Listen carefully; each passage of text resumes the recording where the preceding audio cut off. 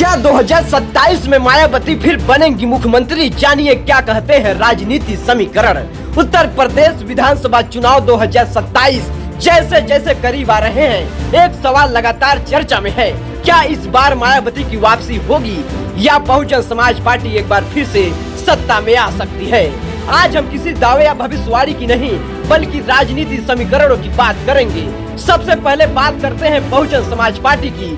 हाल के महीनों में मायावती ने साफ कहा है कि उनकी पार्टी 2027 का चुनाव किसी गठबंधन के बजाय अपने दम पर लड़ेगी और पूर्ण बहुमत का लक्ष्य रखेंगी। दूसरी ओर बीजेपी भी 2027 की तैयारी में संगठन को मजबूत करने में जुटी हुई है। पार्टी ने उत्तर प्रदेश में कई संगठनात्मक बदलाव किए हैं ताकि चुनावी रणनीति को और धार दी जा सके। वहीं समाजवादी पार्टी भी अपनी जनाधार को मजबूत करने की कोशिश कर रही है, यानी मुकाबला त्रिकोणी या बहुकोणी होने की संभावना से इनकार नहीं किया जा सकता है। अब सवाल यह है कि मायावती के पक्ष में कौन से फैक्टर हो सकते हैं। पहला, उनका पारंपरिक दलित वोट बैंक। दूसरा, अगर पार्टी अलग अलग सामाजिक वर्गों को पहले की तरह जोड़ने में सफल होती है तो उनका प्रदर्शन बेहतर हो सकता है। हाल में मायावती ने 2007 के जैसी सामाजिक रणनीति को दोहराने के संकेत भी दिए हैं, लेकिन चुनौती भी कम नहीं है।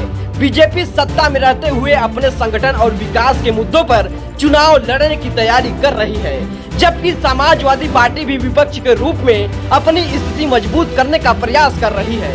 ऐसे में बीएसपी के लिए अपनी सीटों और वोट प्रतिशत में बड़ा सुधार करना आसान नहीं माना जा रहा है। तो क्या मायावती मुख्यमंत्री बनेंगी? इस सवाल का सीधा जवाब अभी किसी के पास नहीं है। चुनाव में जीत कई बातों पर निर्भर करेगी। उम्मीदवारों का चयन, चुनावी अभियान, गठजोड़ की स्थिति, स्थानीय मुद्दे और सबसे महत्वपूर्ण जनता का अंतिम फैसला। इसलिए फिलहाल यह कहना कि मायावती निश्चित रूप से सत्ता में आएंगी या नहीं आएंगी तथ्यात्मक रूप से सही नहीं होगा। क्या आपको लगता है कि 2027 में उत्तर प्रदेश की राजनीति में बड़ा बदलाव होगा?